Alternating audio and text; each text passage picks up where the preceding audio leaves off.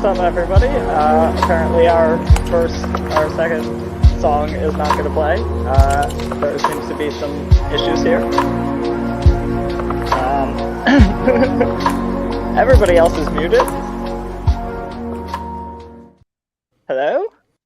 Yeah, because we were waiting. This Okay. title came up for us. Oh, I'm so sorry. I cannot see anything whatsoever. Oh, you're a monster, sir. Yeah. It muted both of you. It did not mute me, and I've just been staring at everybody's faces. I've been very confused. Well, probably you're some My kind of bad monster. then. Yeah, you're probably more machine now, man. It doesn't even recognize your humanity. That's quite possible. I was not able to find a bunch of streetlights and some photos earlier, so maybe. Yeah, But it's not a good this sign. is our roundup episode for 2022 of Have You Seen This? We're going to talk about some television that we watched over the course of last year. And first, we can talk about a little things that we've watched this year. And honestly, I really want to talk about The Last of Us, and oh my god, that was so fun. Loved it. But first, we got to say, how's it going, Rob? Oh, it's going just fine.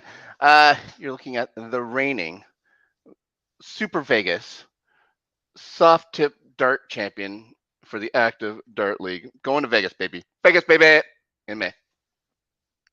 Fun stuff, fun stuff. Congratulations. So, Might. There's might here. That's right. Yeah. Are you? Speaking of award winners. Yes. Obviously, if you're going to Vegas and going to Nevada, the first thing I think of is, are you going to a hockey game? No. No. The Jets are finished up playing with them this year. So no, I will not be going. Honestly, like I would probably watch them play anyone, just because I am super curious about hockey in Vegas for no reason at all. Even though I'm still mad that the league didn't let them call them the Blackjacks. That would have been the best name for a hockey team ever. You put a Joker on the jersey, red and black, like. I'm sure they would have let them. They would have let them. No, they said no gambling terms. The owner used to be in the army, and he wanted it as the Black Knights because that was the name of his army division. They wouldn't let him do that either. So it's a fine Golden Knight. So. Yeah, and like they specifically said, like one of the stipulations for Vegas being in the NHL was you're not allowed to name your team after anything gambling related. And then they let betting into the league. Gambling ads everywhere, and everything is sponsored by gambling. Yeah, that's fine. Hey, wait a minute! This isn't the hockey show. Well, I mean, hockey is on television, and we do talk about a bunch of things on television. That's true. And we do talk about streaming services, which that is also some foreshadowing for later in the episode. Ooh. And we do have some, some less fun news to talk about as well. The passing of our friend and our collaborator, Ben Rayner. He was a huge supporter of this show. He was in our chat every single week, and his presence is going to be really missed. But anybody watching now or later can jump into the comments. I believe by the end of this video, it will be in both the live comments and the comments of the actual video. There's a link that you can go check out for his GoFundMe. All the money goes to research to a very rare genetic condition that he had, and it's for a good cause. So, and this show and all of our shows going forward are for Ben. Yeah, I had no idea that anything was even wrong with him. So I was shocked and, of course, extremely saddened by that. Feel so bad for his parents, his family. but at least with the GoFundMe, some good can come from a real tragedy. And yeah, it's not going to be the same without having Ben's comments here. So, but we just pick up and carry on and do the show in honor of him. Exactly. So, without further ado, do we want to talk about The Last of Us? Yeah, yeah. All right. I watched the first episode. I was again mad at Crave because they wouldn't let me download it, so I had to watch it in streaming quality, which is Yeah. hit and miss, you know. Mm-hmm. But great episode. It was Um, fantastic. I am very excited to watch the rest of it. Have you played the game? Do you know the story? I have not played the entire game. My Ooh. brother owned it, and I played a little bit of the beginning, and then eventually, like, just didn't get on the PlayStation as much. So, um, yeah, I am familiar with it. So, Okay, yeah. I really did love the game. I actually did finish it. Uh, as much as you think it might be a point X to push X to get the story further or whatever. A little more to it than that. well, Uh, again, if you press a variety of buttons, but the point that I was making earlier is that the game itself is very cinematic. oh yeah, It it's incredibly has cinematic. it's so narrative and so like focused on the storytelling that it's telling that, like, again, When the adaptation is made for you by the game is kind of the argument I was trying to make. right, yeah, and when it starts, there's a lot more with Joel and his daughter uh, Mhm. than what's in the game and stuff like that. So I was wondering where they were going to go with this, if they were going to stretch out the family part for much longer and stuff like that than it is in the game, so they can spread this out maybe over multiple seasons. I'm not sure how far they can get in the first season. Uh, because it's a pretty expansive game. It's not hugely time consuming in the long run of things. It's not like a Final Fantasy or something like that. But it takes a while to get to where you're going. And when they like they never really show much of the beginning of the outbreak from what I remember. Mhm. Especially not in the beginning of the game. So I was thinking, okay, we're gonna explore Joel's family and stuff like that, but nope. 15 minutes or so, whatever it is, 20 minutes in, get you kind of set to know who Joel is and what happened to him. Uh, they cut right to the meat of what's going to happen in the story. So I was really impressed with that. The aesthetic, the way it looks, the way that Austin looks or Boston looks, and like with the building Yeah. crashed into each other and stuff like that, looks tremendous. It looks fantastic.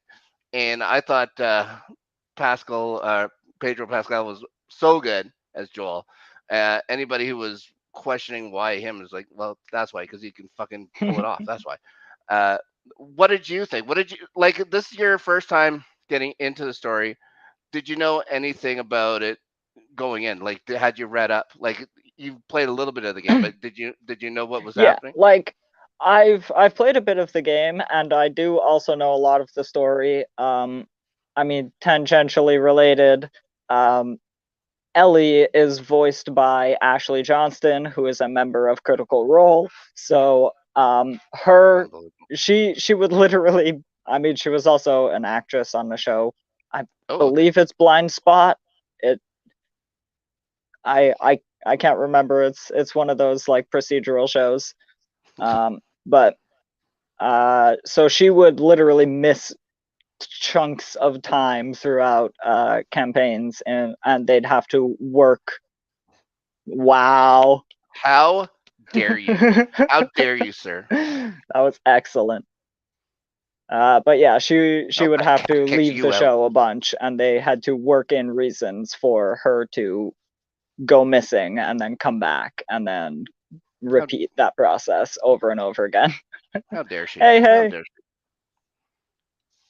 And I think yeah, so I do know a lot of the story. I know basically what is happening. I know I it's a zombie story. It's yeah, it's really fun though. It's oh my god. It's the good version of X-Men The Last Stand. Unbelievable. But yeah, Pedro Pascal is so good too. Yep, nailed it. He's incredible. Um, it I Oh mean my god. Yeah, he's it is typecast. only He's typecast. it is only January, obviously, but Pedro the it's gonna be babysitter hard. Pascal. It's gonna be hard for people to knock him off my list for when we do a roundup of 2023. Ooh, Like right ooh. out of the gate, I think Like the that's first week. First week. That's yeah, it. first episode. Oh my god. Oh well. Well, we'll have to remember this. Everyone says that and whatever. It's like, there's there's going to be no recency bias in my awards, and there's always recency bias. But we'll see. Listen, I We will will see. always trust. Al.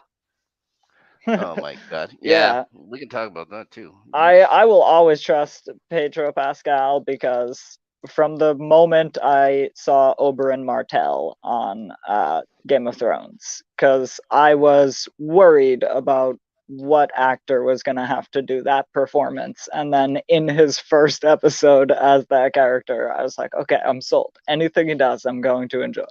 Spoiler alert: one of my all-time favorite television deaths.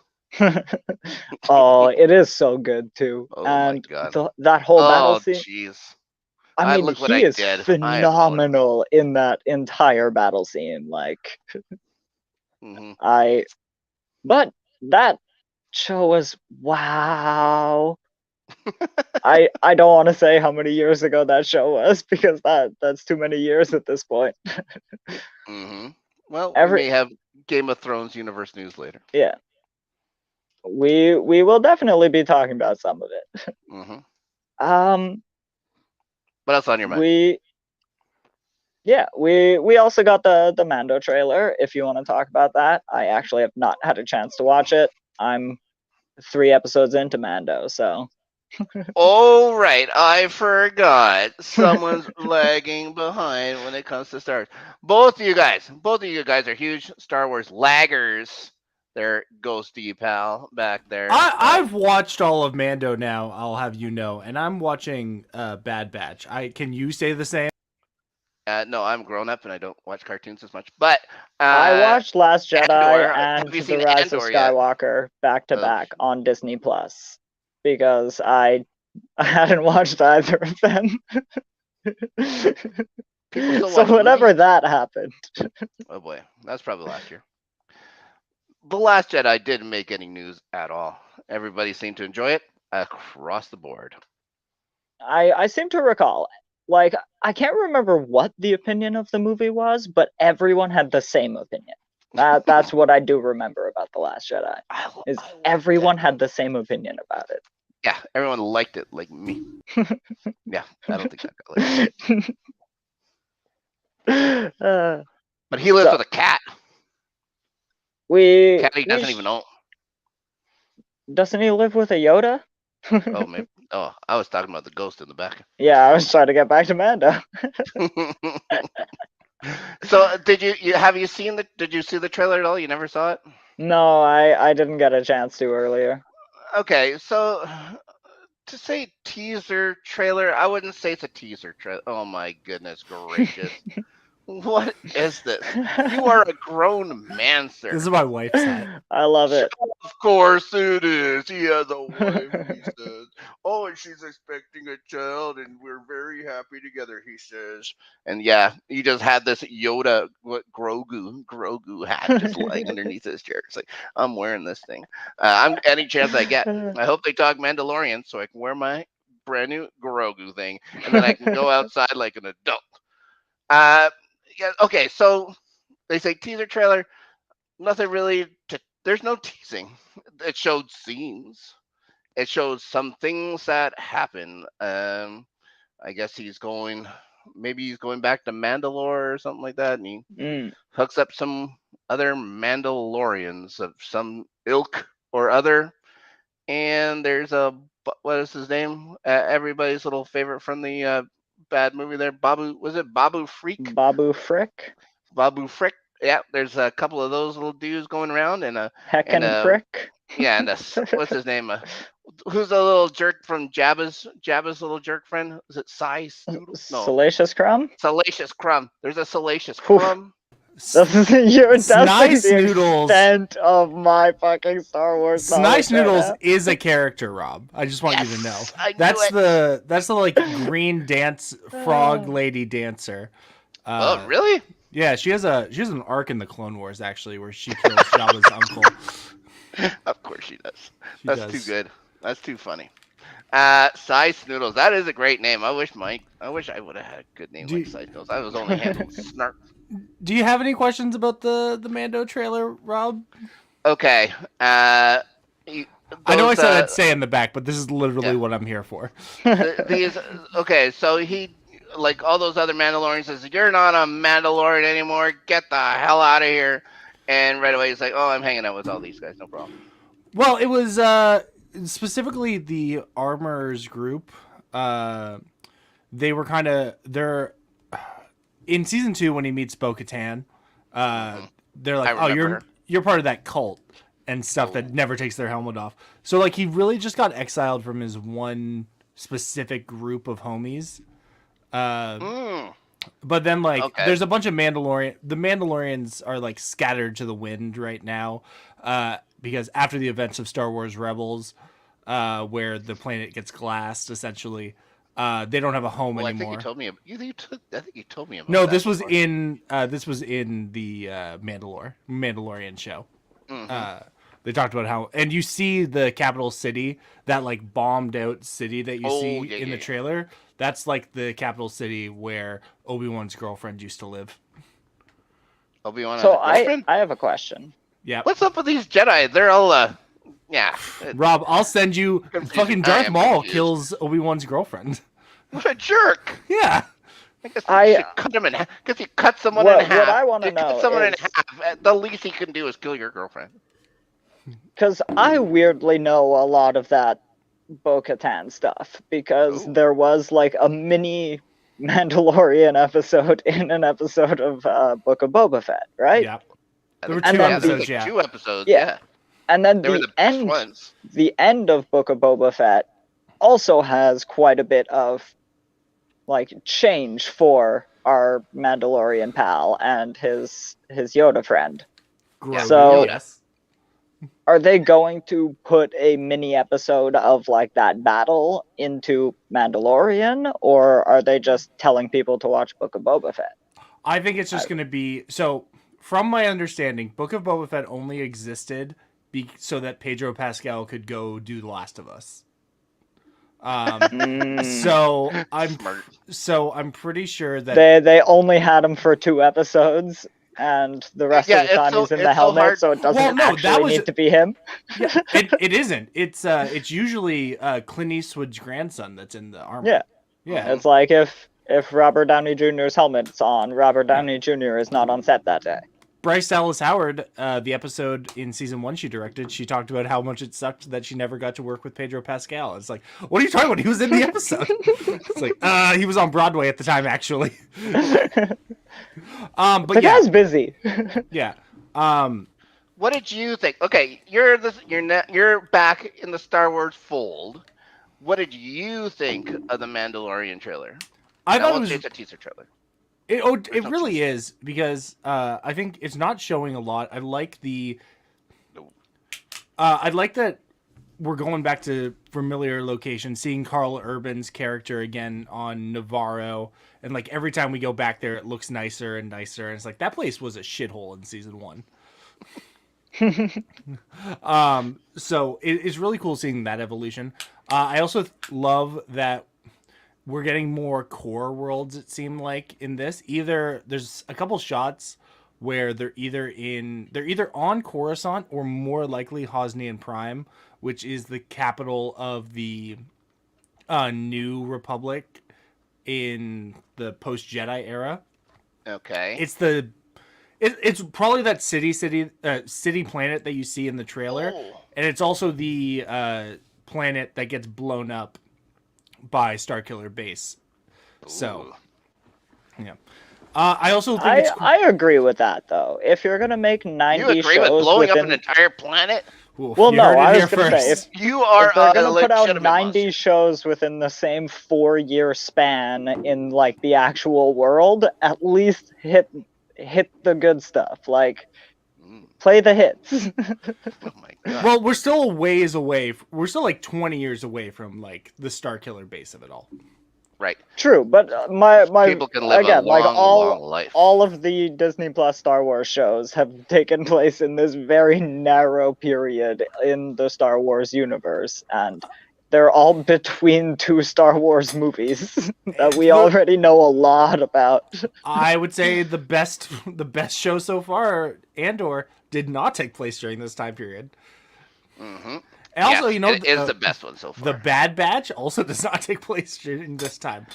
Do you Also, I really liked when the you Bad could have been Batch. watching Andor with me at the time, bastard. Sorry.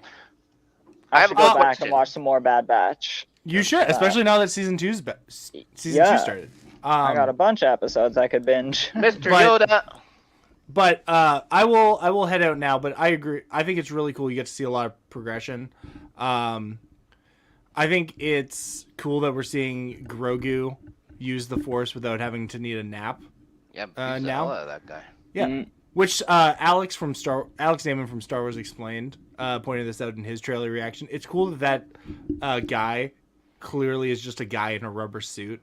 It's like, yeah, like that's cool. Like, let's get back to that. It's better. Learn from Andor. It's better. Yeah. And there's also a bunch of Jedis for some reason. Is that Skywalker's dudes? No. That's clearly orders. That's clearly during Order 66. Oh, they're gonna go because all the way we back to saw that? we saw in it was either in Book of Boba Fett, the one of the episodes that Boba Fett wasn't in. We see like any of the 6. Any of the best ones. About 30%. We see Grogu experiencing Order 66. So I think this is more like him remembering more as he like taps into the Force. Okay. Because we still don't know how Grogu got out of the Jedi Temple, because he was at that point like 24.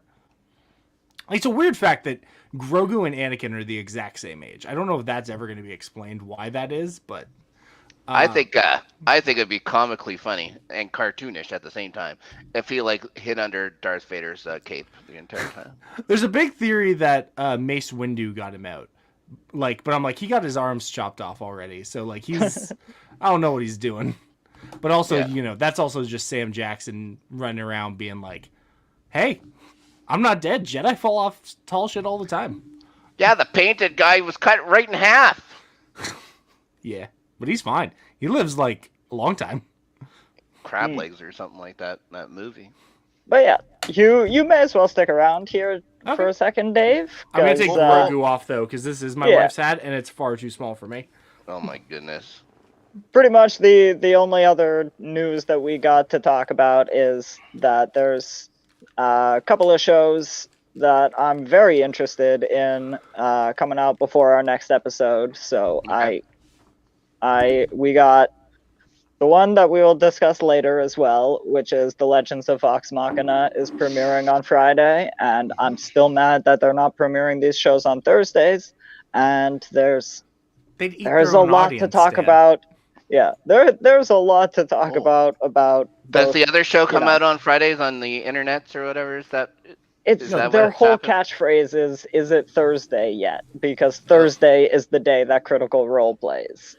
So you can't release the show on Thursday, Dan. Otherwise, no one's watching their show. Well, to be Plus, they're fair, doing it it live. They're doing it literally live. does it in the middle. Like I think they need to like set their time at a slightly different one in order to get it perfect anyway. I'm pretty sure the episode airs in the middle of a Critical Role episode. because it's Friday at midnight, and they're still playing D&D at that time. Well, it depends whose midnight it is, right? It's not our midnight. It's their midnight, which is Los Angeles. Yeah, which is 4 in the morning for us, Dan. Yeah, and they are live from like 7 till, past midnight sometimes. I haven't watched Critical Role in like 6 months.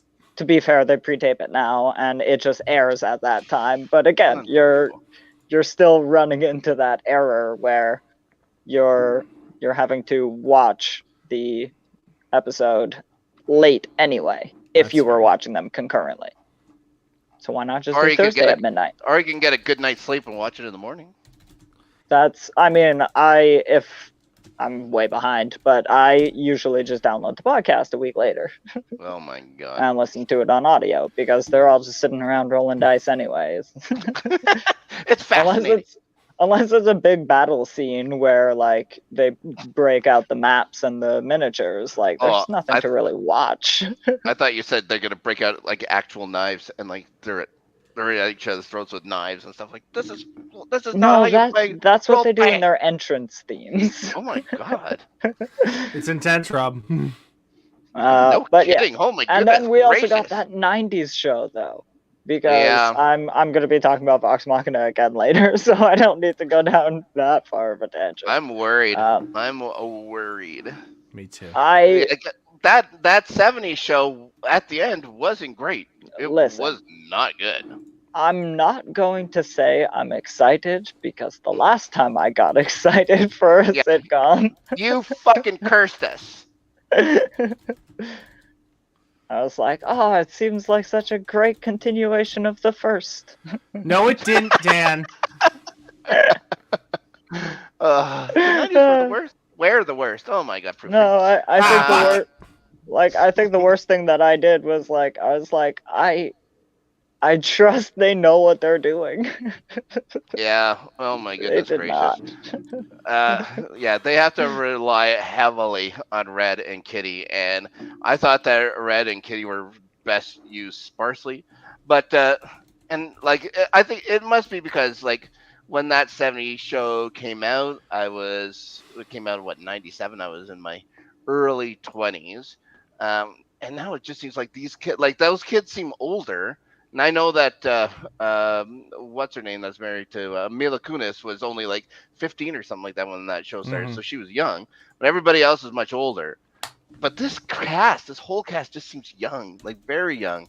And and if you want to have it with Foreman's kids, that's great. But again, how is the basement the exact same? Like I know that you say like lots of grandparents just had their basements like that or just kept the same. It's like it would drive me nuts. I would drive me nuts if it was that it's the same thing or whatever. So I have to get past that. I have to hope that the writing is as good as maybe the first couple years of that 70s show. If it is, that's fine. Those first 3 episodes, they're going to be a deal breaker for me. But I will watch 3. I'll go through 3. Hopefully I'll get through more than How I Met Your Frigging Father, because unbelievable. Can I ask something about that 90s show? Yeah. As someone who only passingly watched that 70s show, and by passingly I mean my sister, who is 8 years older than me, would have it on, and she'd be in charge of the TV. That show was bad, right? Like, that 70s show is not a good show. Not always. So why are we excited there were some about good this? bits. Because when it was good, it was really good. It's just that, it had that thing where it's just time. It just lasted too goddamn long. I think so many of these kind of sitcoms just have a shelf life, especially when you start replacing the main actors and stuff. And like Foreman goes to Africa for some reason. And then there's a cousin. Some of the true beauty. It's like Happy Days last episodes was terrible. Some of the true beauty of that 70s show is that it's like half sketch. Like it's like sketch show. Like they didn't write all of the lines. They improvised a lot. They just kept rolling on things. Honestly, like, the fact that the show is cohesive is kind of impressive in itself. Is it But though? Like, again, I've only seen a few. I am no expert on that '70s show. Neither am I, to be fair. It doesn't seem like it to me. Like, this seems like a thing that, like, in the like late '90s, early 2000s, everyone was just on drugs and decided that this was a good show, and nobody's went back to re-examine it. I forgot to say everyone was on drugs. Yeah. That's why it was so good. But to be fair, that's about when I was watching the show too. So yay, drugs. But like, and then nobody's gone back to like examine it with a clear head. I feel. I have a buddy who just like swears by the show. He watches I'm not sure if he watches all of the later seasons, but he like watches the series at least once every 2 years. That's bizarre. How long did that '70s show go for? Too long? 8 years? 8 years maybe? It went on for far too long. Everybody started dropping like flies and stuff like that. So I had stopped watching it by then. It feels like 8 years. We got the Ghost. It went from 1998 to 2006. Holy friggin' hell! I was 8 right. seasons, yeah. You F all of you. That looks like I'm the smartest. Congratulations. Yes, I did it. That '70s finale. Now, with no indication, does it end with like a countdown to midnight on? Never saw it. Oh. Never saw it. Never saw it.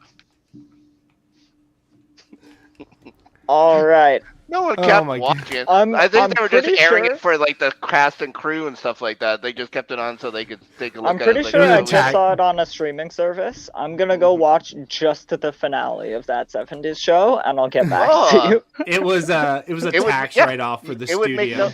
It would make no sense. You could watch the entire show after that or whatever, and it would be like you'd be fine. It's like honestly, if they wanted a tax write-off, they just send Ashton Kutcher away, and then they save half the budget of their friggin' season.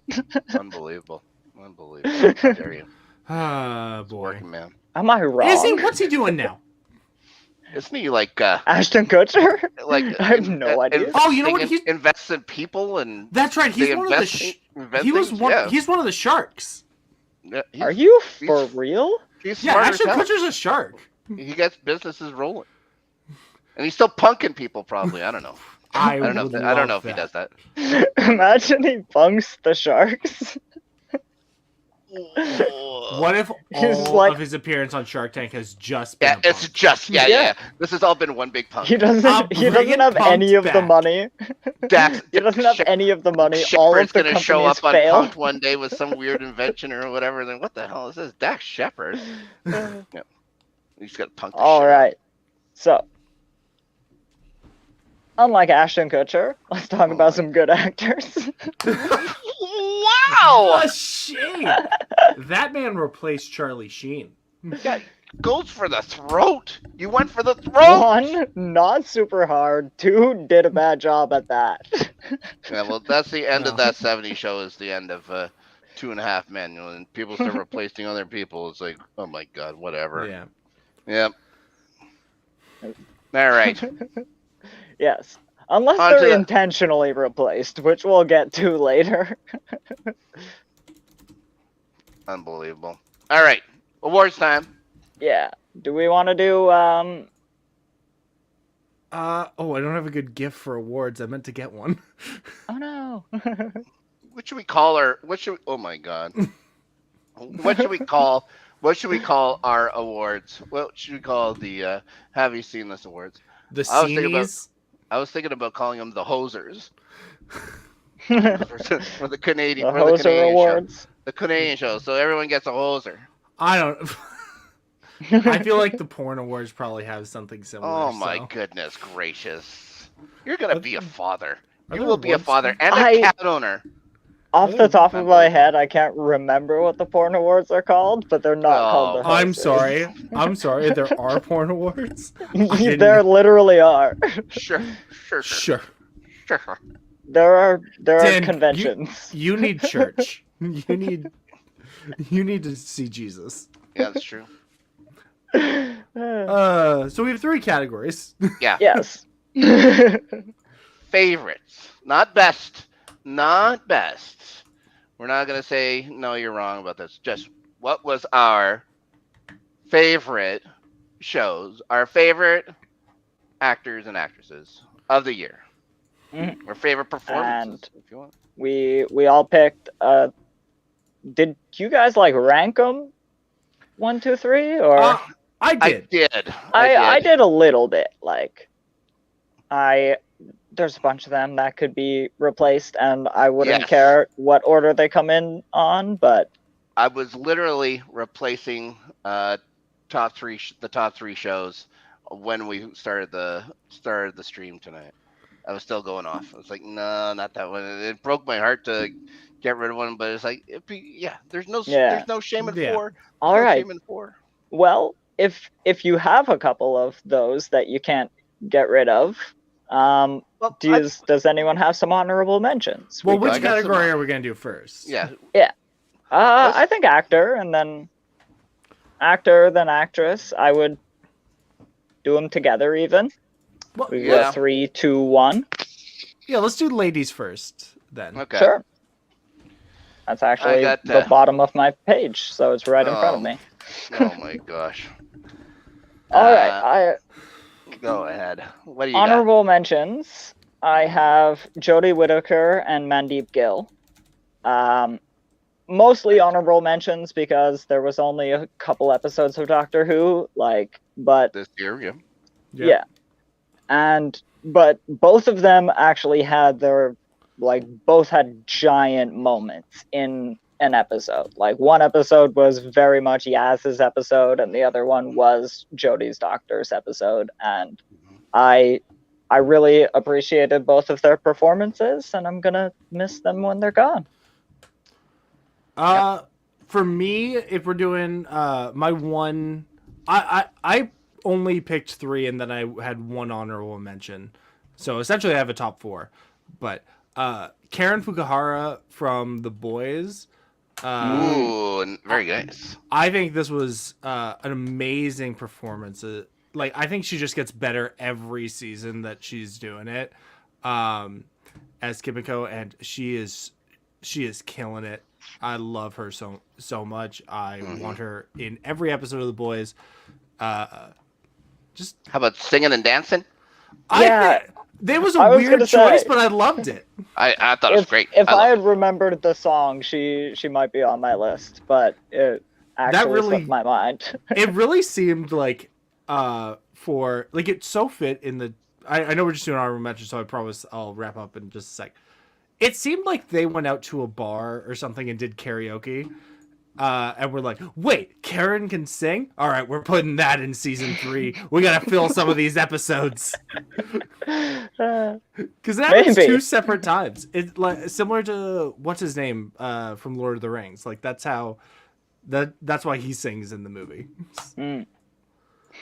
Because they went out to karaoke and we're like, wait a minute, you could sing?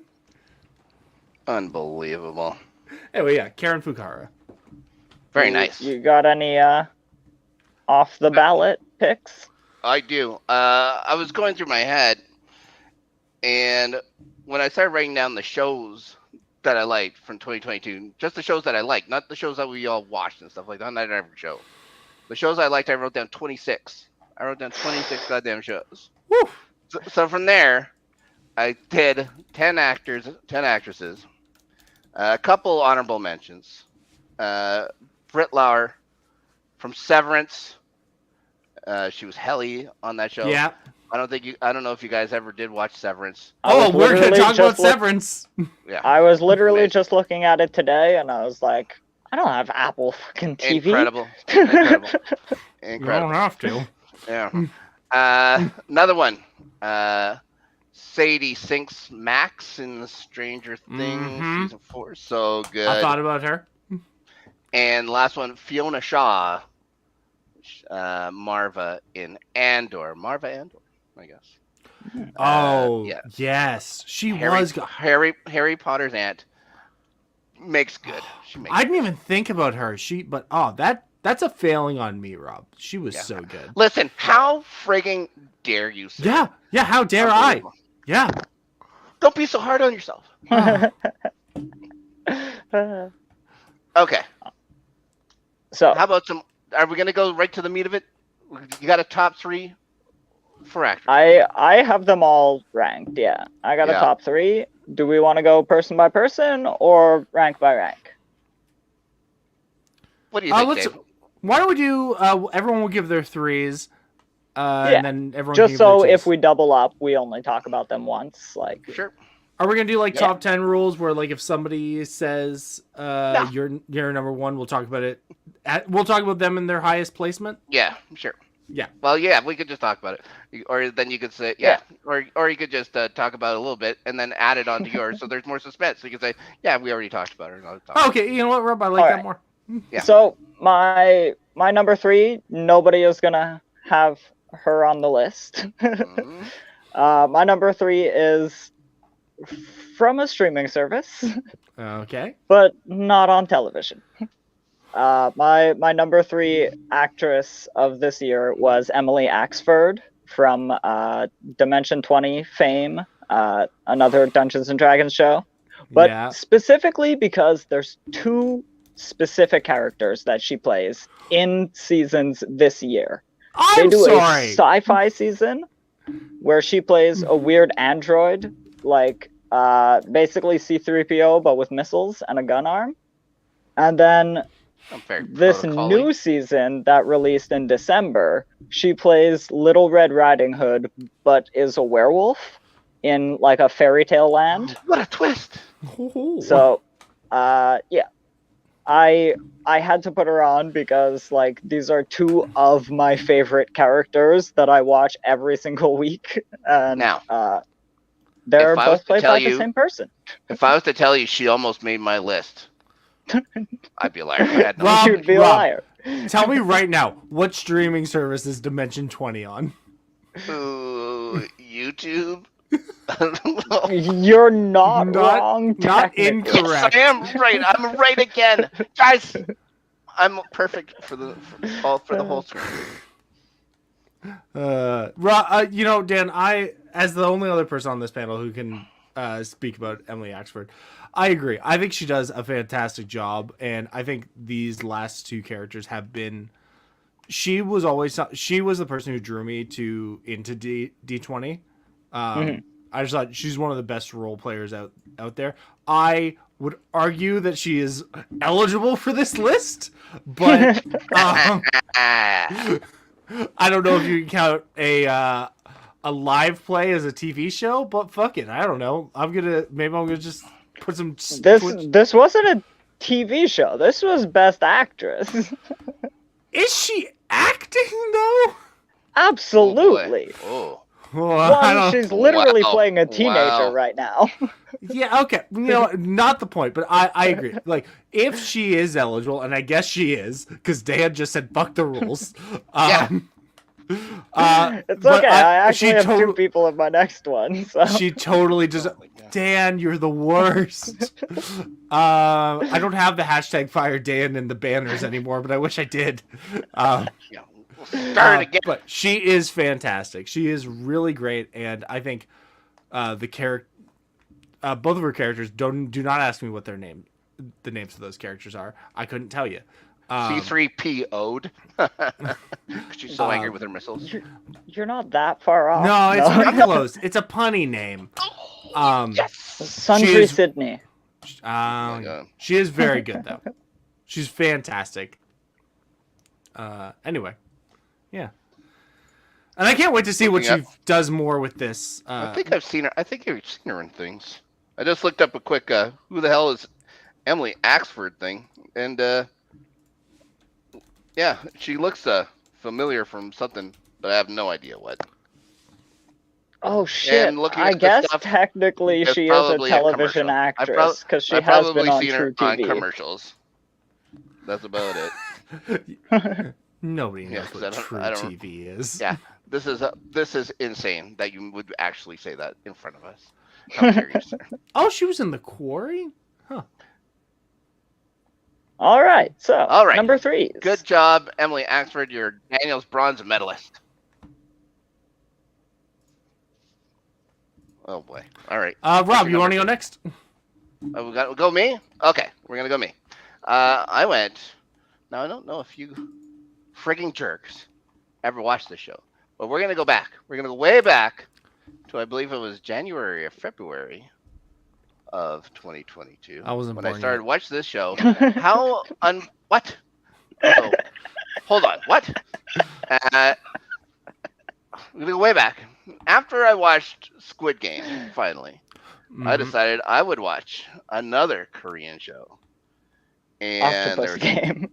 there's an actress on that show, Chu Yeon, who played Namra Choi, the class president on We Are All Dead. And that show was amazing. She was fantastic as I don't want to get too spoilery, but she's incredible as a class president. A girl with no friends who has to learn how to get along with people because there's frigging zombies coming and stuff happens. She was great. She was fucking great.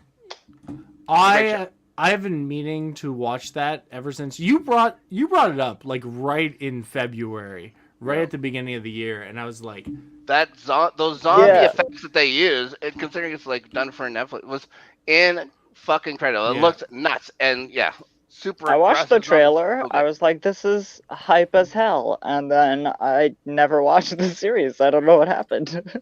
Highly suggest watching it. I've heard that they might be doing a season 2. I don't know if it's anywhere far along as like a Squid Game season 2, but I've heard that there's going to be a season 2. I can't wait. I really do hope they make a second season because there's a lot more they can do with these kids. That's for sure. Yeah, I will have to get that. I feel like this is going to be this top 9 essentially is going to be a lot of us being like, oh yeah, I need to watch that show. Oh yeah. Oh yeah. Yeah, or it's going to be doubling up on some names from some shows we've all watched. That YouTube. I'm going to watch that YouTube TV show. Better cartoon. Better cartoon. Honestly, like... Rob would hate it. Yes, I can't actually think of oh my goodness. I cannot think of the series that would draw him. Maybe Bloodkeep or Coffin Run, but like... I think Rob would like Bloodkeep. I think Rob maybe the Sherlock Holmes season. Oh, I just can't get past John Feathers. I think Rob would love John Feathers.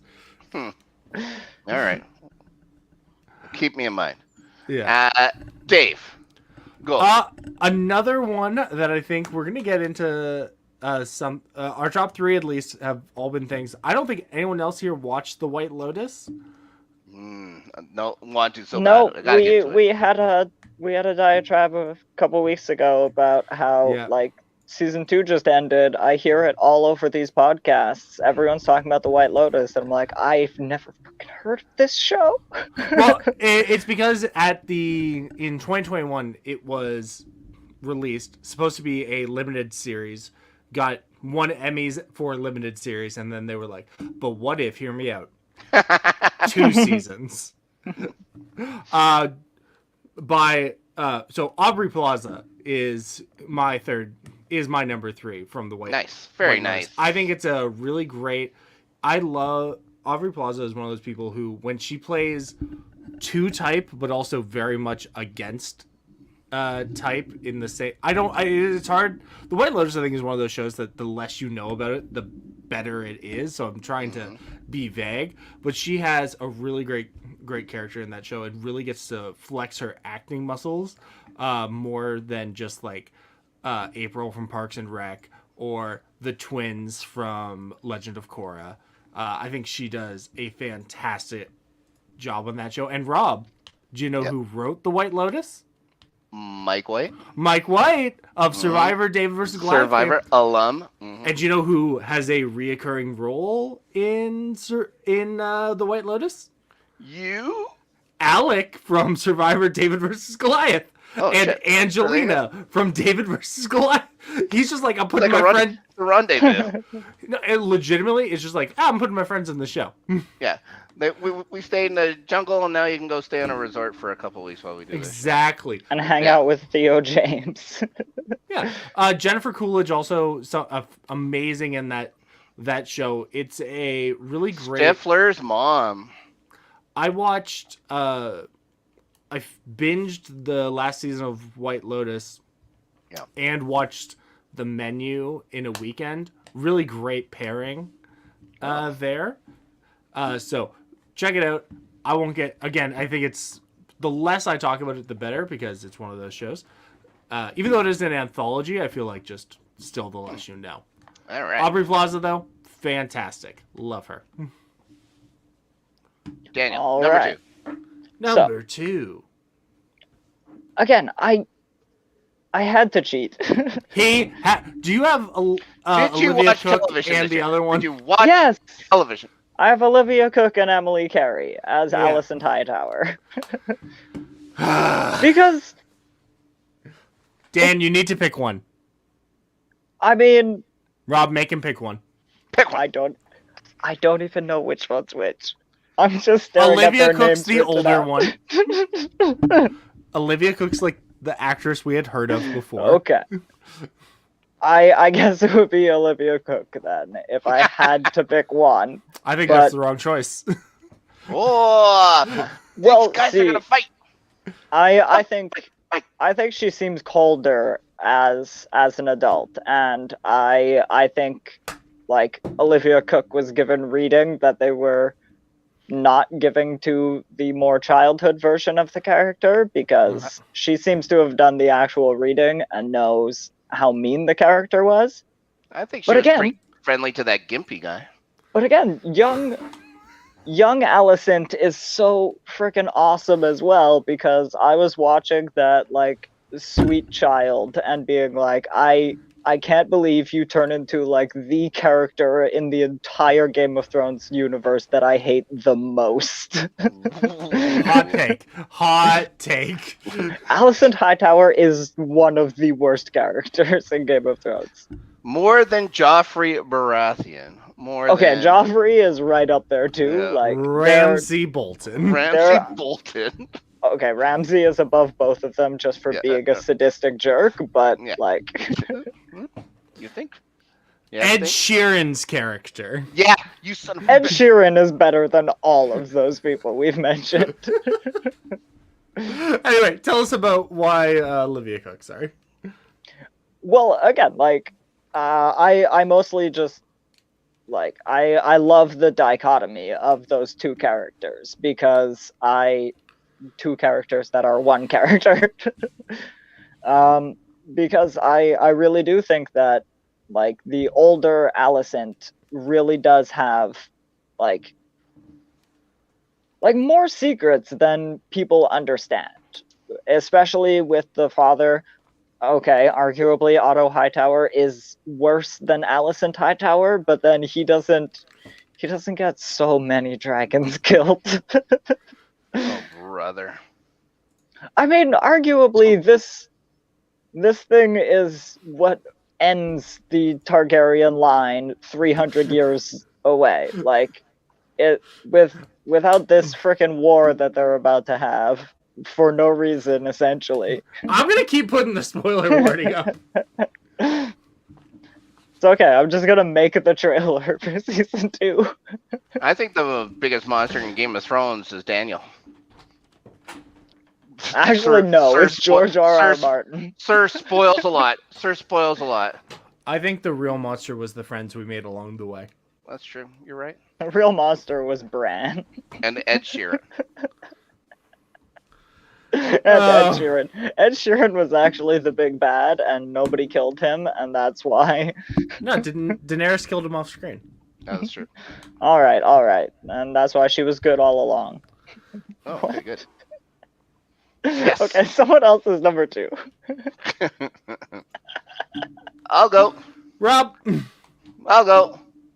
My number 2, Amon Villani, Canadian, Ooh. charming as hell, and loved her in Ms. Marvel. One of my favorite comic booky things in quite some time. I absolutely loved the show. I loved the ending of the show. I loved the little X-Men thing to it. I thought she was great in every episode. For someone who has such little experience to be able to pull off the part so well, good for her. Mon Villani's number 2.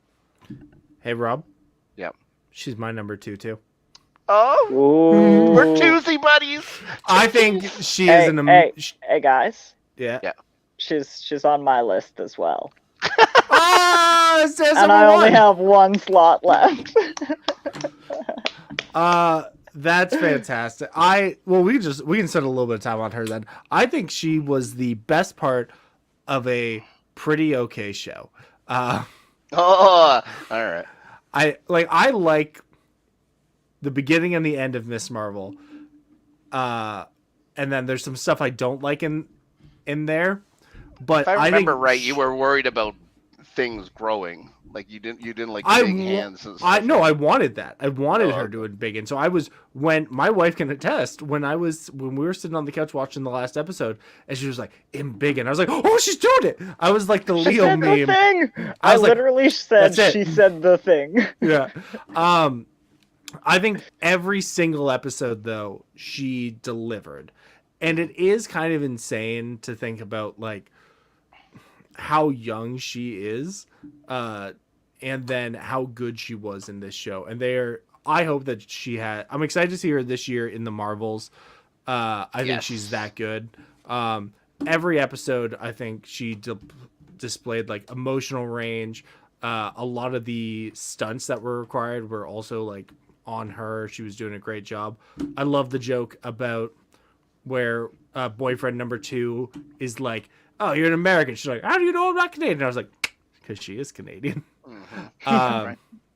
I really did enjoy her performance. I think some of the scenes with her dad, I think, were some of my favorite MCU stuff that's happened in a long time. Mm-hmm.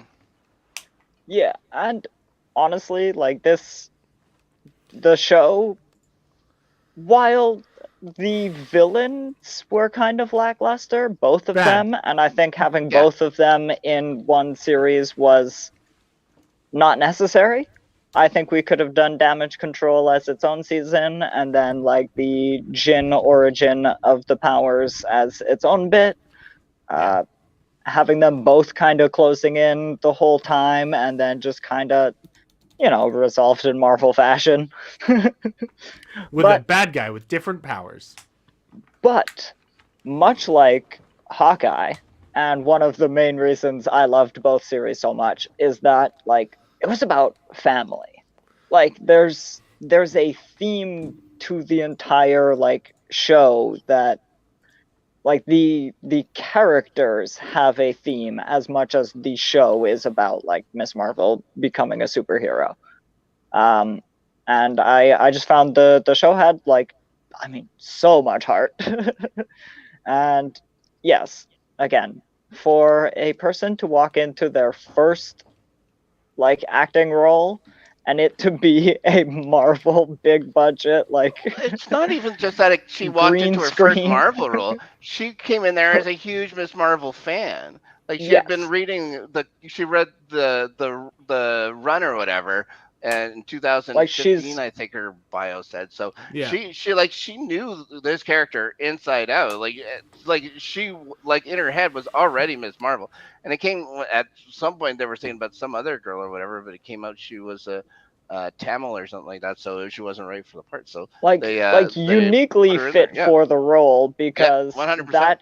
that is as true of Iman Vellani as it is true of Kamala Khan. Like, she is a huge Avengers fan.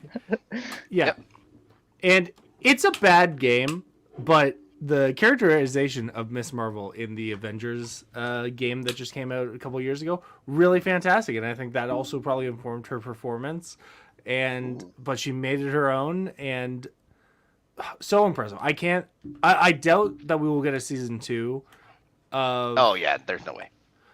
Because obviously she's gonna be in the Marvels, and then she'll be in like Young Avengers whenever that. I was thinking Young Avengers before Avengers, right? Yep. To be fair, I could see the Young Avengers being a TV series over a movie. I don't Like, know, man, because like depends how Born Again goes. If Born Again at 16 or 18 episodes, whatever the hell they're planning on dropping, if that does decently, I could see them running like a longer form Young Avengers, because then you also don't need every character to have screen time every episode, and you don't run into too many big problems. I think the issue is going to run into some of the people who are Young Avengers, are movie caliber people who demand movie caliber pay. So getting them for what would probably be a longer TV run, they will like. I'm talking about Haley Steinfeld specifically. She's going to eat up a lot of a TV show's budget, and you can get away with that when she's not. When you could justifiably say, "Well, you're not first build. Jeremy Renner's first build." But if she's the like Young Avengers, she'll be the poster for Young Avengers, right?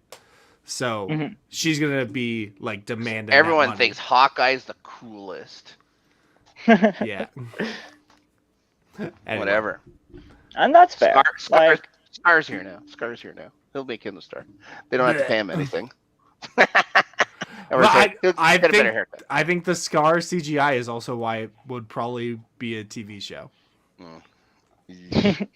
Not ideal. Kevin told us that it had to. Anyway, we should probably start moving through these faster. Yes. So we know what your number one is, Daniel. Shockingly, it's Amon Villani. Yep. Anybody want to talk about Amon Villani? Okay, just kidding. I'm going to go on. My number one, and this may be recency bias, but I absolutely fucking loved this show. Jenny Ortega's Wednesday Addams was my favorite of the year. A show that I was hopeful for, and it 100% came through for me. I loved every single episode and every minute she was on screen. I loved all the supporting cast around her. I thought everyone did such a good job. Wednesday Addams and Jenny Ortega, my favorite from last year. Probably hasn't seen it. No, because it came out. It came out in November when I was on vacation in Florida, and I was like, I'm not gonna watch it while I'm in Florida. And then I came back, and other stuff was happening. So I said to myself, you know what, Dave? You know when you're gonna watch this? Next October. So I will watch. So I'm gonna watch Wednesday. 10 months from now. Are ridiculous. Right before season 2 comes out. Ridiculous. Yeah. Oh gosh. I thought it was a big miss that they didn't. I believe it was renewed for season 2. Yeah, they just announced that. There's also a rumor though that Netflix will be dropping it, and someone else. Well, I mean, yeah, like I saw this dumb meme of like 10 billion people have watched this show. Even most dogs have watched it. People have rewatched it 45 times on average. Netflix has also canceled it. Yeah. But yet there's 5 seasons of The Circle. Yeah, this is unbelievable. That's unbelievable. Yeah. Tim Burton cost more than 5 seasons of The Circle, though, I think. And they had the Spice Girls. Yeah, but Baby Spice did that as a favor. Anyway, Dan, did you have anything to add about Jenna Ortega? I completely forgot about Wednesday. Should definitely be on this list somewhere. You guys are human trash? The fact that I don't have Jenna Ortega or even Gwendolyn Christie or... Gwendolyn Christie's in the show? Yeah, no, you don't get to watch. Forget it. No, forget it. Gwendolyn Christie is in Wednesday. I'd love her. I'll see that in October. That's something to look forward to. That's very exciting. Mm-hmm. Yeah. Very, very fun show.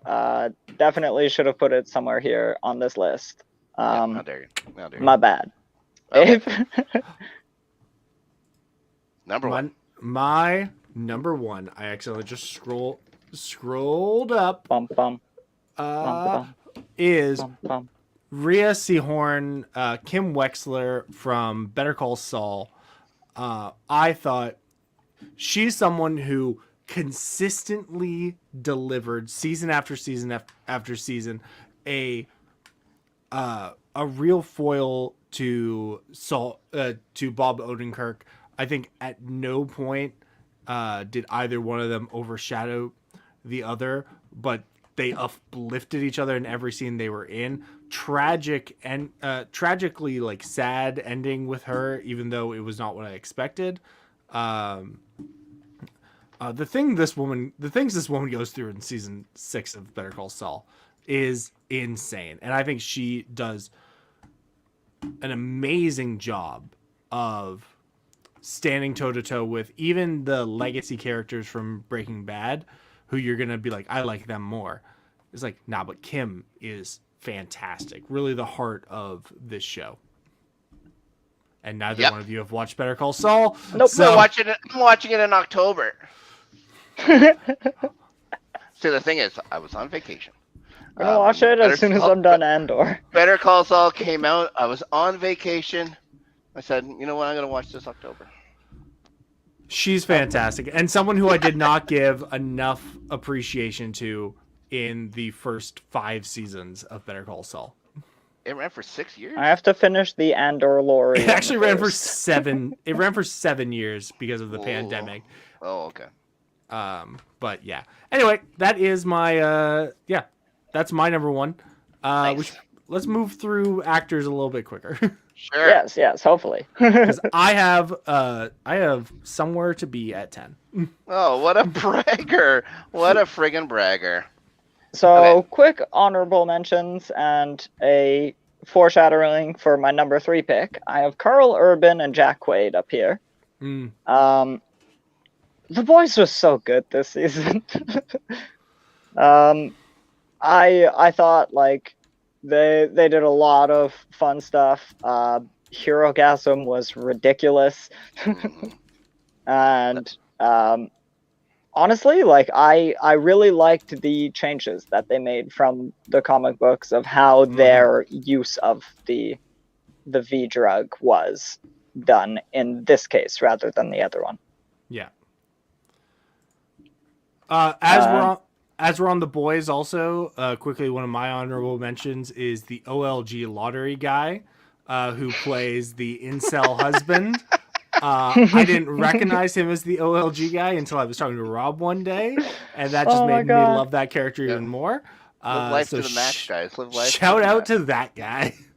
Yeah, actually, incel husband guy was a pretty great character. The OLG That's guy. an awful sentence to say. Dream out loud. bigger. Unbelievable.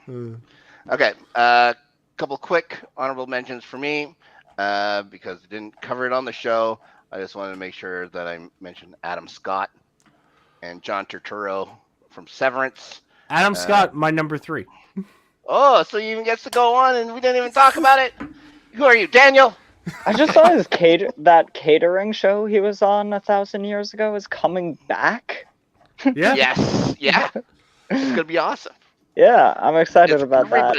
Everybody is back. It's not just a couple of people. Everybody's back. So it's gonna be great. The two. I just wanted to mention the two guys from Severance. There's Reese Darby also as Steve Bonnet. I wanted to mention him in one of my honorable mentions. I really liked our flag means death. Mm-hmm.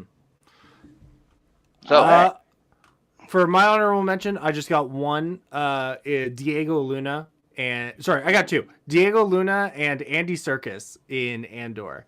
Those two. Oh, you've seen it? Yes, I've seen Andor, Rob. Son of a bitch. I watched it all in one day. We sat down, we ordered pizza, we watched Andor. It was great. Oh my gosh.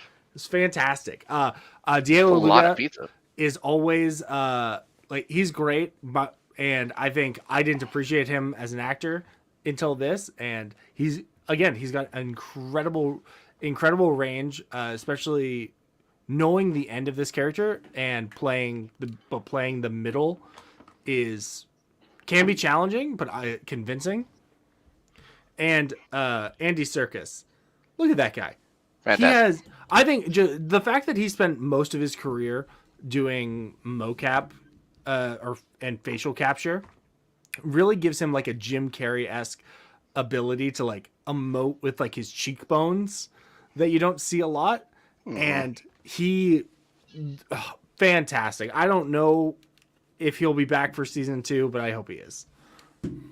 Be tricky. Be Not tricky. really. All right. So Tricky. moving. Do we want just to go, because it was he's my number 3 and he's one of Rob's honorable mentions, Adam Scott from Severance. Right. Yeah. We can just start here. I was gonna just say, like, moving on to the ballot. Yeah. Yep. Rob, you brought him up first, so why don't you go for it? It's rare that someone can play 2 different characters who are the same man and make them make them both unique. Mm-hmm. And as soon as the elevator doors open and he's inside the company, he's a different guy. He's not Mark anymore. He's the other guy, whose name I can't remember off the top of my head. But Severance is quirky. It's fucked up. It's gripping, and he embodies everything in this show, including the one time in my life that I legitimately said, "Holy fuck!" and I yelled at my television and pointed at it. It is a phenomenal show. If I knew we could include it, I would have, and then I would have been scratching more shit off here. But no, I said I wasn't. I'm only going to include the ones that we covered. Hey, Rob, Sons of bitches. Those are your Adam rules, Scott not was mine. fantastic. Yeah, Adam Scott was fantastic in this movie. show. And I agree 100% with what Rob said, and kind of similar to what I was talking about with Aubrey Plaza earlier. I think the ability for him to, like, you see his face and you know the kind of character that you should be getting, and his ability to twist that on you while still providing that quirky nature in other parts of his performance really elevate the show. And a lot of the show, for me, is on the back of him. And Dan, it's so good. You got to watch Severance, my dog. Yeah, if you haven't seen Severance, shame on you. Shame on you all. Severance. Yeah, I can't wait. Yeah, Steal and an Apple TV. If you love the concept of a person playing multiple characters that are completely distinct from each other, Orphan Black. You should watch Orphan Black. Everyone should watch Orphan Black. Yeah. She's from Regina. She's from Regina. Retroactive honorable mention to Tatiana Maslany. All right, Dan, you wanna hit up your number 3? Wow. Yeah, number 3. I'm actually gonna excuse myself for a moment because I have to go to the bathroom. Oh, what a bragger! Come on. Number 3, the other character from The Boys that I wanted to mention, but he did so great this season, is Anthony Starr. Homelander. Yes. He got to be afraid and angry and like different versions of menacing than he got to be in previous seasons. And like he's always known that he could destroy the White House with a finger if he wanted to. But now like he really knows how easy that would be, and like who's gonna stop him, really? Like he getting spoilers for the season. Dave's not here to put the big triangle up, so like, hey, spoilers, everyone.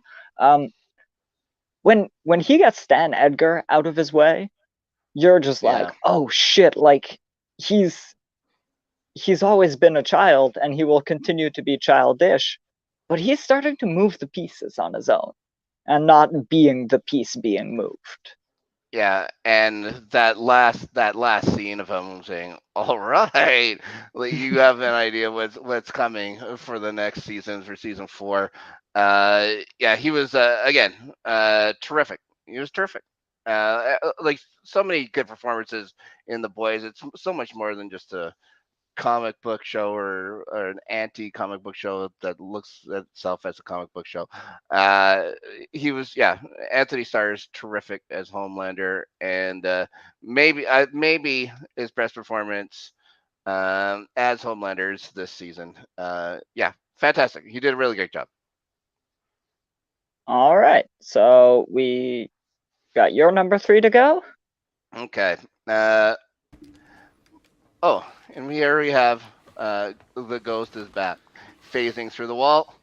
And on Ghost wear glasses now. He had Anthony Starr's Homelander as his number of Yeah. three choice. Yeah. Makes sense. Makes sense. I went. I'm going for my number 3. Ray Liotta as Big Jim Keen in Blackbird. And I don't know if you ever finished watching it, Dave. You son of a bitch. I did. No. Rob, I am exactly where I was the last time you asked me. No. I've never heard of this show. Okay. Blackbird is about a former college football player turned drug dealer who gets caught, goes to prison. His dad's a cop. Things aren't going to go well for him. He makes a deal to buddy up with a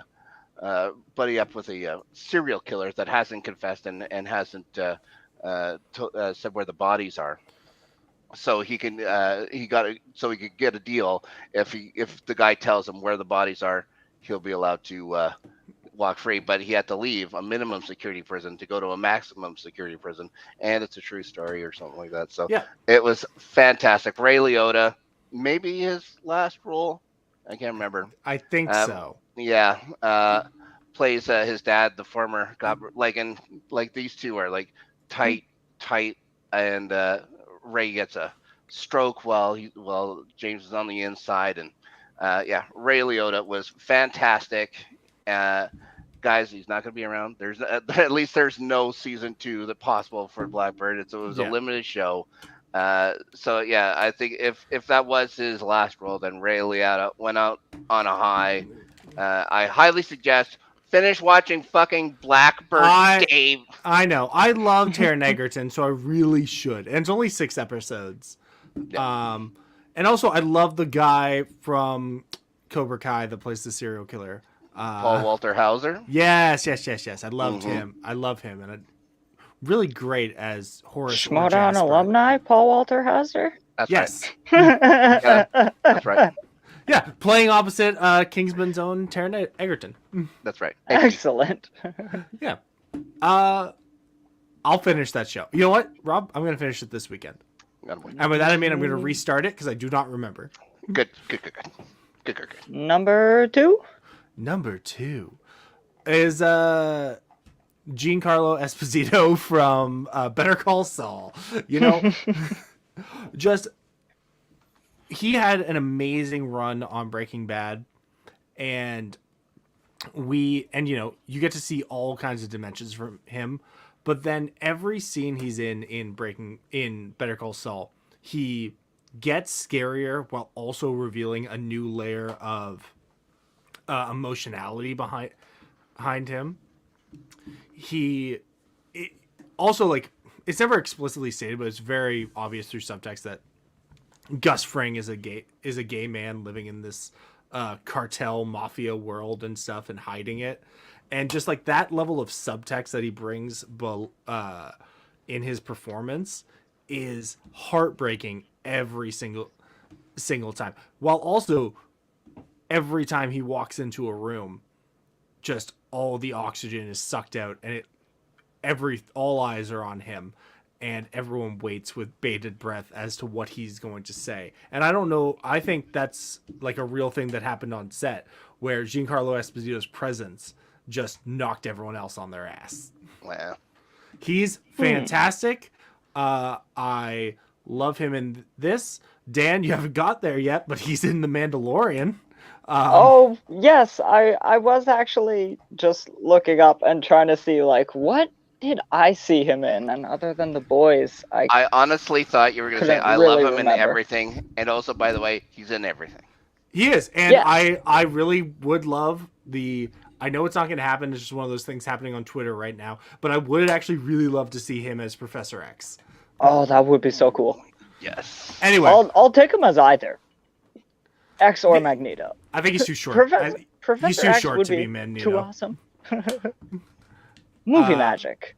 Yeah, Gandalf is the shortest person in The Hobbit. Fair. Or in The Lord of the Rings. Yeah. But I have figured it out. I might have checkmate here. Okay. you admit that Giancarlo Esposito is a TV star. Yes. So if he was on a streaming service, that would be a pretty legitimate streaming service. Yeah. He's only in but he's not the lead Again, by he's any. in everything. He's absolutely in an cannot episode. say no to anything. He also probably does dog food commercials. This is not. Also, this is clearly something that dog. I'm pretty sure he's one of those guys who is like doing Star Wars for his grandkids. But no, I was gonna say, like, he's in an episode on Dropout, which legitimizes Dropout. I'm sorry, he is? Yeah. What? How did I miss this? He's in an episode of Game Changer. Oh, Rob would love Game Changer. It's a game show that changes every episode. I'm pretty sure I've seen every episode of Game Changer. What is he in? One of the COVID episodes of the acting improv prompt one with Grant and some other people. And they reveal him in the background and everyone freaks the fuck out. And then they have to do their acting prompts at the same time. Well, not at the same time, but like, and then Giancarlo Esposito does their prompt as well. Oh my god! Like Lou Wilson, Grant, and I can't remember who the third person was, but either way, he's fantastic. Moving on. I have 20 minutes, guys. I didn't understand a single word you guys said. Yes. Who's next? Who's got number 2? Yeah. Okay, I still got a number 2, and everyone else has done a number 2. Nope. Rob has not. I started. Okay. So Rob, go ahead, because I want to bring mine up, like my 2 and 1, for a reason. Fine. When we set notes or whatever, I said the top 3 that you most enjoyed. That maybe not the best.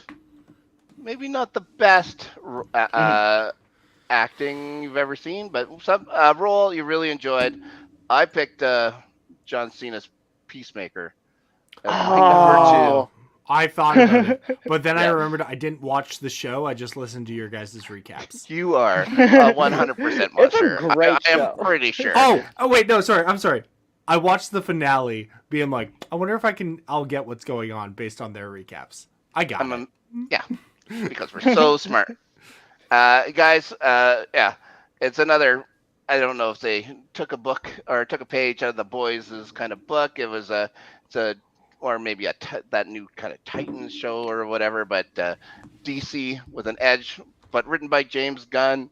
Much better than those 2 Suicide Squad movies, which kind of stunk. All the characters were enjoyable. I like the weird, wormy kind of deals. And Cena was fucking hilarious. And he was big and strong. Like, he honestly believed that he could be a superhero. He's just so much bigger, strong. The thing with the eagle, awesome. And and he's acting like to a ball. It's not like there wasn't a real eagle, Daniel. How do you know? I'm that eagle's agent.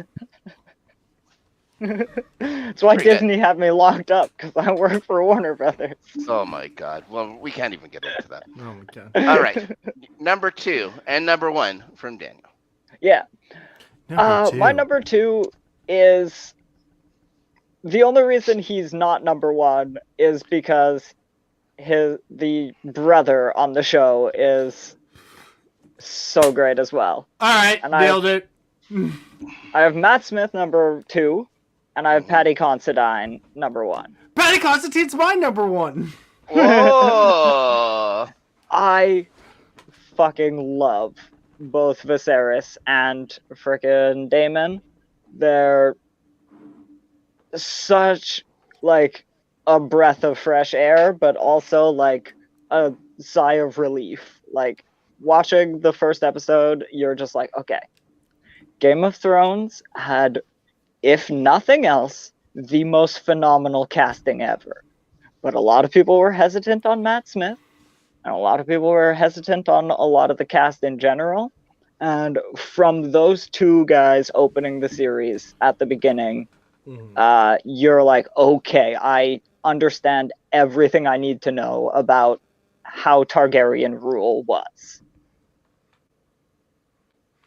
I'm trying not to pay attention because Daniel spoils the shit out of this show. So I book, said yes, he nothing. does. I'm only trying to hear bits. It's like I said got a little nothing that something. was a spoiler this time around. I think just to talk about Matt Smith for a second, and we can kind of talk about your two and everything, all of them all at once. Like, I think he's fantastic, Matt Smith. Yeah. Some of the worst wigs in TV history on his head, but you don't care Absolutely. because he's. But So he makes good. him work. No, he doesn't. But he is so good that every time you're like, oh man, he's doing it. He's really doing it. Look at Matt Damon go. Wow. And Matt Damon. The unfortunate thing, Damon. the unfortunate thing is, I think his best scene is the deleted scene from, I think, episode 7. No, where I the- think to see Matt Damon as the Targaryen. Matt but Damon Targaryen. I legitimately call Damon Matt Damon all season, several times on this very show. Mhm. Excellent. I just called one guy Notting Hill for the entire year. Yeah. Tony Revolori from Willow. Damon's I still great. don't know that guy's name. Mhm. No, doesn't matter. Yeah. Yeah, I had Matt Smith on there as well. I didn't even think Patty Considine would have been a great choice at number 1. I should have had him on my list. I didn't. But yeah, both totally enjoyable. Coming from a guy who knows nothing about the books, Daniel, I got to enjoy. How long will Viserys last? Every episode. Yeah, every episode was like, oh, this time he's dead. He's dead. And he did not die. It took him a long time to pass away. So yeah, I really enjoyed him on the show, and Matt Smith was fantastic. I like when the guy's head got cut off there. So good. Yeah. Good choices, I think. Everyone grows and- up. Viserys rots in his chair, and frickin' Daemon does not age a day. There's a great scene at Lena's funeral where Viserys is like, "Oh, brother, come back to court," and it's more like, in my head, I'm like, "Come back to court and tell me what your skincare regimen is like, gosh. because it's been 20 years and I am literally decaying, Yeah, and he's you a leper. somehow look He is younger." a leper. Got All right. leper. Number ones. What do we got? Oh, we got Patty Considine. Do you want me and Dan just to talk about Patty Constantine for a second, and then you Go can ahead. finish it Yeah. up, Rob? Please do. Mostly, like, to bring it back to, like, both of them. I find the two characters wouldn't have worked as well without the other one existing. Yeah. And it's kind of like, I want to say Brooklyn Nine-Nine, because, like, that's the biggest dichotomy of, like, Jake and the captain. And, like, the characters are such a dichotomy. They're completely opposing in so many ways. But then, like, they still have that brotherly connection. And Yeah. even though, like, they barely have any conversations throughout the show because Daemon always gets mad and leaves. All of their scenes are Viserys banishing Daemon. Yeah. Or be like, come Or- back. Yeah. Or Daemon putting a crown That's on true. his head. Which I think Every time he banishes Daemon, Daemon comes back with a crown to put on Viserys' head. Which the scene that cemented the episode and the scene that cemented it for me was the one where he walks across the throne room, and it's like he's saying no words, just playing this decrepit character. That's the best acting I've seen all year. And then at the dinner table where he takes I off liked his the dinner mask, speech. Yeah. and he's like, "Can't we all just be a family? Can't we all just get along? Wouldn't that be cool?" And then Like, it works for like 3 minutes. for like 3 minutes, and then that fucking Gemide fuck has to go around and ruin it. Gemini. But yeah, he is fantastic, playing both a healthy, virile Viserys in one episode, or the literal a single crypt episode. keeper the rest of the time. Yeah. There he's were fantastic. zombies. I mean, they're like 300 years from now, but there are zombies that looked younger than he did. Yeah. did not age well. He did not age The well. White Walkers see Viserys and are like, "Oof, you got it rough, buddy." Oh, Yeesh. they just gotta pat him on the back. Shout out to Maybe we Viserys' don't want to makeup team. conquer the Targaryens. That wasn't makeup. Patty is a method actor, and he got actual leprosy. I also would like to say before we move on to Rob's number one, Mhm. I think easily the biggest improvement from book to show is the characterization of Viserys. I would- Like, Viserys is a much better character in the show than he was in the books. Well, you gotta remember the books are written from the viewpoint of the Maesters, and like just because he didn't get a lot done doesn't mean he was a lame Mushroom. king. And Rob knows about Mushroom. I know. I don't know. There's a guy named Mushroom. Anyway, Rob, do you want to Speaking of give mushrooms? Speaking do you of wanna- mushrooms, do you want to give your number one, and then I hate to do this, but I do have to be somewhere at 10. So do we want to just do like all of our number one shows? yeah, we can fly through it. 'Kay. My number one. I won't waste too much time then. Took 3 seasons running the show. More famously, a comic actor. The show has a bit of comedy, lots of drama in it as well. It made an Emmy winner out of a beloved childhood hero of mine. But this is a year he finally took control of his own show. Fucking killed it. That penultimate episode, I believe I said on the show, one of the finest television episodes I've ever seen in my life. Bill Hader was my number one Ooh. this year for Barry season 3. Fan-fucking-tastic. If you haven't seen it, how dare you? And I wish your houses were burned down. I love Barry. I love Bill Hader. I think this is easily his best season, both from a performance standpoint and characterization. Are they going to do more Barry? They're doing more Barry. Good. They're good, doing good. at least one more Barry. I'm not sure anymore after that. I think he doesn't want to do that whole thing where it keeps going on forever. But I think it just where it ended, I think is at a good point just to do one more season or whatever, Yeah. and that's it. Yeah. I am pumped up for more Barry. I think this was fantastic. Bill Hader is amazing. And Daniel, why haven't you watched Barry? Yeah. Good question. I'm trying to remember which one that was. Is that How? is that the He's one an where? assassin who wants Yeah, to be he's an actor. Dexter, right? Yeah, he's Dexter, but an actor. He's closer to Chuck, but an actor. If Chuck was a serious show, Yeah. He's a hitman. Okay, Wants so to be an he's actor. like That's it. he's. Oh my God, what's his name? Superman. Henry Cavill. I was gonna No, say Clark older Brandon Routh. Superman. Clark Kent. Yes, Brandon Routh. He's Brandon Routh's character from Chuck. So wants to be an actor. Did Daniel just figure out something? Did he crack a case? Daniel Shaw. Boom. That's great. Okay. I've never. Also, yeah, I just haven't watched Barry because there's a million television shows on, Yeah. and at this point I I'm so get many seasons behind that I'd Yeah, you never only end watch- up current. You only watch YouTube shows anyway. So it Indeed, seems. indeed. Okay, top shows. Who goes Top first? shows. Rob I goes can go first. first because Dan goes I have first, okay. nothing to talk about. We've literally talked about every show on my list. The Okay. Boys, Vox Machina, Miss Marvel, and number 1, House of the Dragon.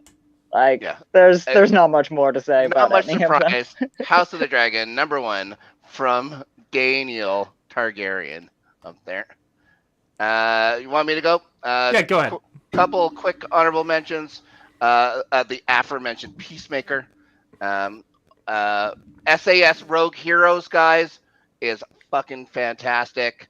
And if you get a chance to watch the English version of The Traitors, a lot of fun as well. Oh yeah. And Severance, of course, which I didn't put on the list because I followed my own rules that nobody else followed. Now, Nobody made you make these rules, Rob. They were your I know. rules. I said no. I made these rules up for myself, and then nobody followed. Yeah. Okay, number 3, coming in. Numero 3, Le Third Star. Wednesday. Wednesday was my third favorite W. show. Yeah. Number 2, All of Us Are Veronica. Dead. Yeah. Oh my God. I was gonna say Thursday. All of Us Are Dead is my number 2 show, Hmm. and number 1, The Boys season 3. My favorite thing I Excellent watched choices. last year. So, for me, we got The Boys season 3 is my number 3. Mm, Late coming in, and thank you, Rob. you bastard. The Traders, Andor. the Traders UK. Oh, okay. The second favorite thing I watched all year. I thoroughly enjoyed that show. Just under the wire. Maybe the greatest, maybe the best new best new reality show I've seen in a long time. If you skip all the challenges, which I did. Yeah, the challenges weren't great. Yeah, they're not great. Challenges were whatever. But and the best show I watched all year, it was Andor. Andor was an amazing show, and I'm so sorry, Rob, that I took so long to watch it. Too funny. That's too funny. Rob got on here every week and said, "You're a bad Star Wars fan." I said, "I know. I'm sorry." Yeah. Watches Obi-Wan, doesn't watch Andor. Oh my God. Yeah. All right. Excellent. So, I really like that. yeah. I also have Andor on my list of ever-growing goddamn television shows to watch. It hurts sometimes, but then also, I still have those moments where I just stare at the screen. I'm like, what is anything I could watch right now? And nothing just like summons and presses play for me. So Me and my wife are literally rewatching the Clone Wars right now. I was scared that you were like. I was honestly scared at one point this week that you would have said Blockbuster just to piss me I'm off. literally rewatching 2 different shows right now. Rob, if there's an anti-honorable mentions, Blockbuster, even though I hated the Pentaveret with all that I am, and that's maybe like Mike Myers owes money to everyone who wasted their goddamn time looking at that thing. He owes me a personal apology. Oh my goodness. But Blockbuster was the thing I hated the most this year. Yeah, I can't believe you watched the whole thing. I watched you it hate- in you- one day. I hate watch. Unbelievable. In one day, Rob. Incredible. Yeah. Incredible. I definitely did not like How I Met Your Father. That was the most cursed thing I've ever watched. You know it comes Yeah. back this month, eh? No, it doesn't. Yeah, it comes back on the 23rd. Literally next Monday it comes back. I refuse. Oh, well then in that case, it's not going to be here in Canada for another 3 weeks after that if it's going to follow the fucking dumbass schedule it did last year. So, like, I already knew it was the worst show ever before I started the pilot. Oh boy. Oh, But I brother. tried it. And All right, it let's did disappoint. let's get Dave the hell out of here. Yeah, Before you let's get to drop think those plugs or that have we to marry the absolutely cat. don't use. Oh my God. I actually now have something to plug. So going forward, I occasionally would appear on our dearly departed Ben Rayner's YouTube channel, Multiverse of Geekdom, where me and Ben and Don, Jedi Master Tuck, we would talk about Lost. And me and Don will be continuing that tradition starting next Monday, where we will be talking about Lost Season 1, Episode 17, Outlaws. Make sure you tune into that, and I will be appearing over there weekly now, talking about Lost, keeping that show going in honor of our good friend Ben. And donate again if you have not had the chance. Excellent. That's definitely something worth checking out. Honestly, that seems reasonable too. I could probably watch 17 episodes of Lost by next week. So maybe I'll be there watching along with you guys, and then this would be my first watching of Lost. So The podcast is spoiler filled.